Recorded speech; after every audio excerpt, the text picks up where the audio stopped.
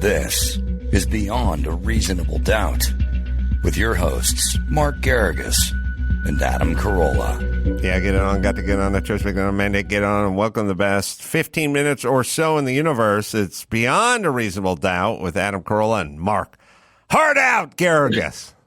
Did you see, by the way, somebody who's a avid listener or watcher did I was very flattered, did a wonderful piece of artwork. Yeah, like a I comic. now feel like I'm 1/100th of you, because anybody who comes to your studio sees all the artwork, especially the Muff Diver one in the women's restroom, about Adam that they kind of treasure and worship at the altar of Adam. But this was one of the first for me. I was very complimented. It was a wonderful comic book magazine cover of Mark Hardout Garrigus as a superhero. Strong. Yeah. My family says, "Oh, needy narcissist really enjoys that," and I said, "Okay, so that's who I am. What can I do?" And by the way, can we focus on you in this picture? Because all right, you have a distinct look in this picture. Take a look at you. Can we kind of focus in on Adam here for a sec? Yeah, you look like you're 25. Yeah, good. Right? Yes, that's why we love this artist. And what a hairline. Jesus. Yes. I look like Frankie Valli, circa 1967. You've got the complete do. It's fantastic. What are you holding, by the way? I can't quite tell. Oh, I'm just a pen and some urine, but I think you're referring to the pen. I think he's referring to the picture where you're holding a glass that I assume is whiskey. Yes, I'm sorry. I was fumbling a pen in my hand, so I thought you were distracted by it. But yes, a glass of, we'll call it Don Julio. I love it. You realize we're only, how many days out from our annual excursion at the house for Christmas? Oh, I cannot wait. So what, Weinstein trial? What do you want to get into? Okay, the Weinstein trial. Mark Worksman and Alan Jackson are trying that case. And I know that you're not supposed to laugh, but a prospective client of mine, I ended up not representing him, was on trial in the courthouse the other day, right across the hall from this case.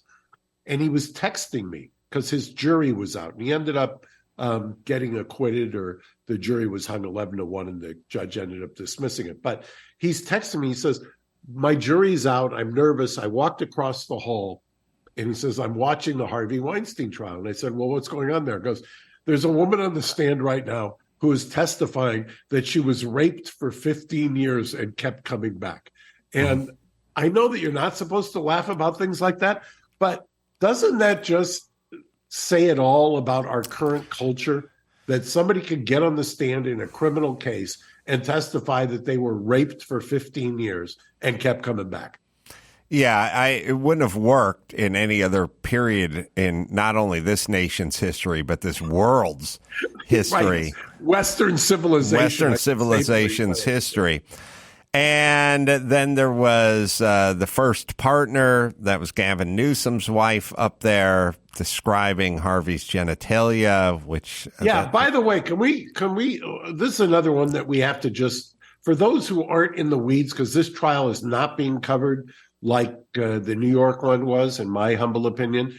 The first partner is Gavin Newsom's wife, the mother of his children. And she's, what is she, Jane Doe number 3 or number 2? I don't know why she's Jane Doe. She's married to the governor, but she was number 4. I think they described it as. But that continue. Was kind of like that was the number of partners of Gavin's best friends that he banged. But and speaking of best friends who he banged, apparently she gets raped by Harvey, if you believe her. And then 2 years later, am I right, Gary, on this? I want to make sure I get to characterize the evidence. 2 years later, she goes to the rapist, a.k.a. Harvey, to get advice on PR because Gavin had just admitted in a press conference that he was banging his manager's wife. his campaign manager's wife. And so obviously, who do you go to when you're banging your campaign manager's wife? You have your wife go to Harvey Weinstein, the rapist who raped me 2 years before, to get advice on PR.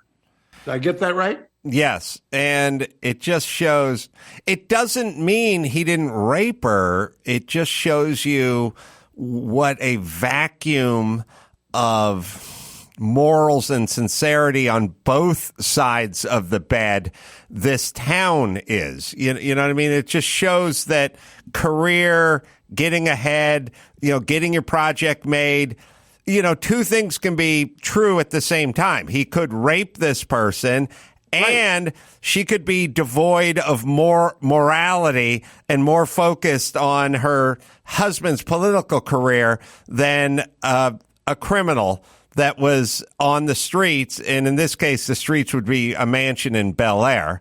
That would be Harvey Weinstein, because even though she could have blew the whistle on him years earlier, he may be able to do something. He may be politically expedient for her. She may be able to call in favors. And by the way, Worksman, who's trying this case, and I've tried cases with Mark, I think always successful. I don't think we've ever lost when we tried cases as co-counsel, but he was vilified in two of the articles that I read about this cross-examination and his opening statement, because he had the temerity to suggest that back when this was all happening, that there was a casting couch and sex was transactional. And he was vilified as a misogynist as he's defending somebody who's facing the rest of their natural life in prison for basically calling out something that anybody who lived in Southern California can tell you is true. Well, the argument that Workman has to make essentially is there is rape where you have sex with somebody, and then there's prostitution where you pay somebody and have sex with somebody. And one is a crime and the other isn't, ostensibly, depending on what county you're in. But if, in fact, you rape somebody, then that's rape. But that's also having sex with somebody forcefully. But if there's an agreement, which is here's $100, now I may go all Stormy Daniels on your ass, then we all understand what that is. And it's something completely different. So what Workman needs to say is this was essentially prostitution. This is essentially him going, it's transactional. Yes, exactly what it's for. I'm not raping you. I get to have sex with you, and in return, I will provide this thing, which will not be cash on the nightstand, but it will translate into dollars. Don't worry. And I don't understand why you get vilified if you're Mark Worksman or you're Alan Jackson, you're making that argument. I don't understand. Why is that verboten? Why is that off the table? Why is it that you cannot assert something that is plausible? Why are you a misogynist, white male? I forget all the kind of insults that were thrown their way, but I do not understand why you have to editorialize on that as opposed to just reporting that is the defense. And it's an extension of you defending Scott Peterson. It's a logical progression and extension. It went from, you defending, it went from, I don't know, John Adams or whoever defending, John Adams defended the British. Right. And it just kept. President of the United States. It sort of kept going through, but then it went to you and Scott Peterson. Like, how can you defend that guy and claim he didn't kill his wife? It got to Kyle Rittenhouse. You know what I mean? Like, who are these people defending this kid? This is the system, you idiots. That's how it works. And then, so the first ones who want to scream about the Constitution, right? Right. So all the pearl clutchers in the world are like, how can they defend? That's how the system works. And you don't want to live in a system that doesn't have people defending Harvey Weinstein or Kyle Rittenhouse. Now, how they go about defending them, that's their fucking business. And they know more than you know. And unlike the people in the cheap seats, they're the ones who are in the arena, so to speak. They're defending, they're doing their job, and they're doing it well. And who you know, I support your First Amendment right. What I do find repulsive are so-called journalists who editorialize in their reporting about this stuff. And that's, to me, offensive and should be called out. You know, also in that same courthouse, in the same hallway on the 9th floor there, in the long cause courtroom, my other buddy, Philip Cohen, he hates it when I call him Phil.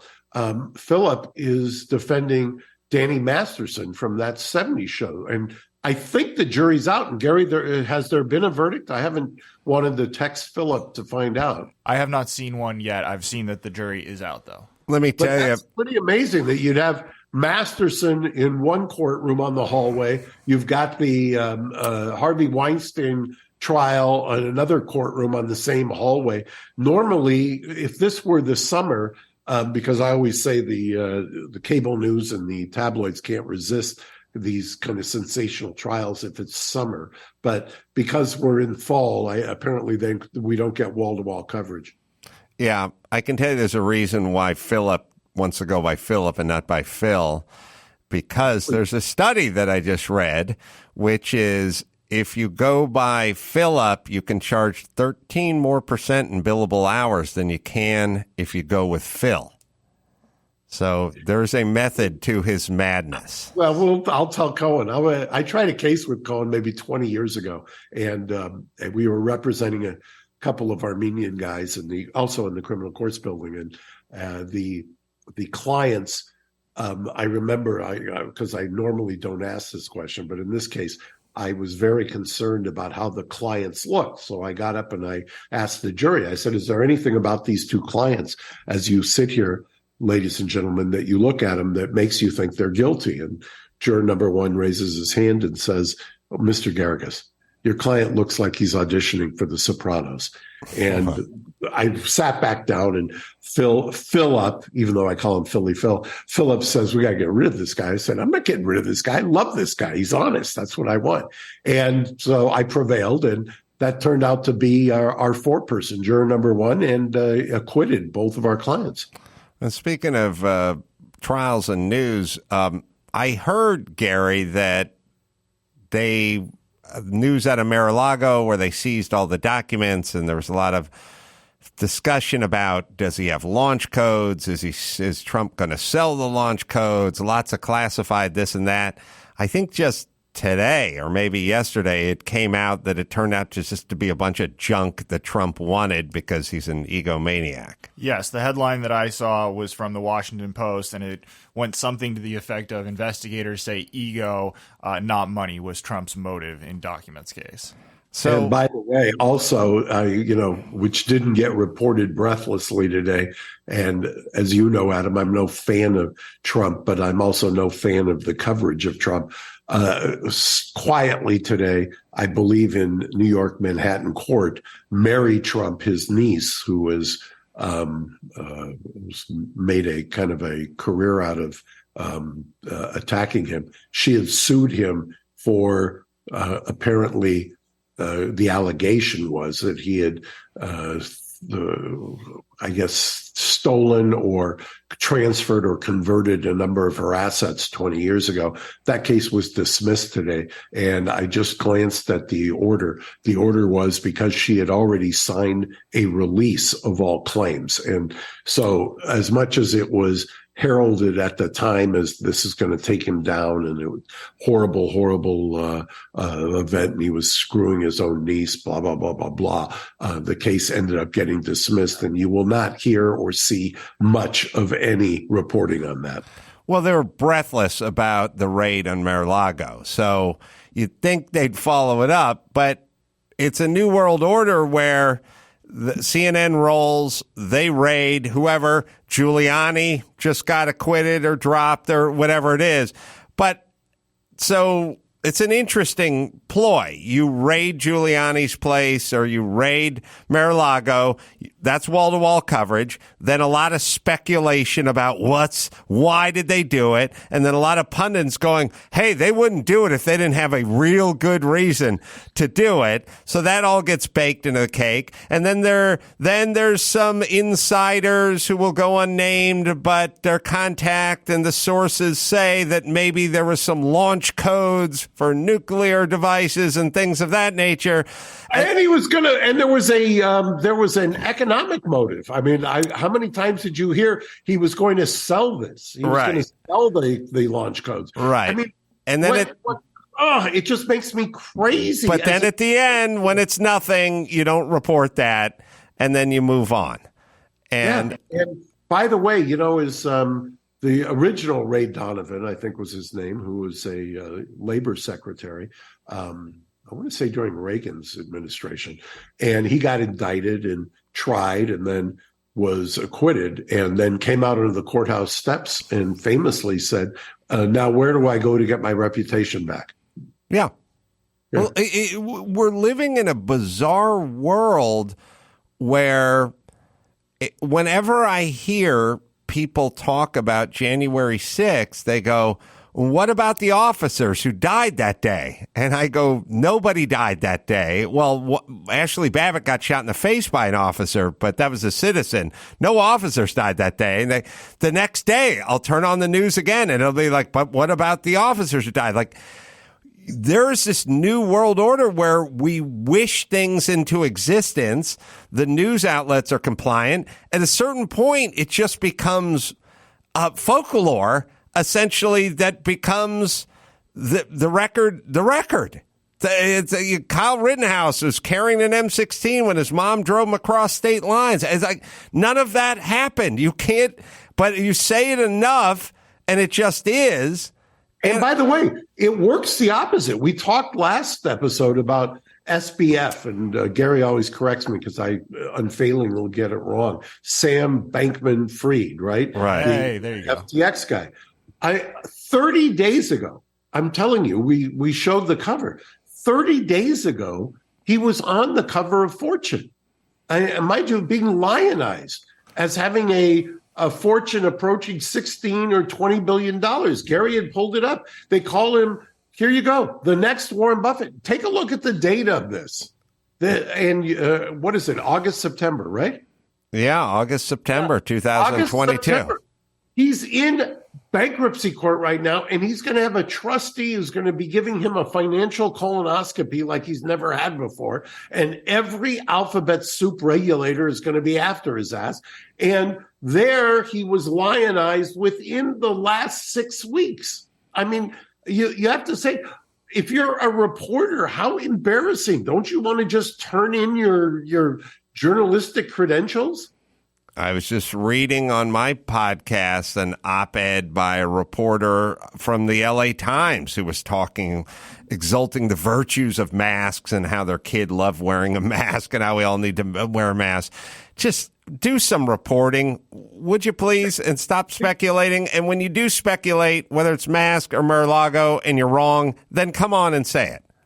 Well, it's so funny you mentioned the LA Times again. One of their reporters was tweeting at me something like, oh, you called us racist or this or that. Yeah, you are racist. I mean, obviously. And now other outlets are doing reporting on how you've been co-opted. The Times has been co-opted by the owner's 28-year-old daughter, who is telling the editorial board what they can say, what they can't say. And have they covered it over there? Or have they done anything to try to clean up their act? Of course not. That's why I've been so railing against them. I've watched up close and personal, as have you. And I've said it before. It started with their hit jobs on Dr. Drew.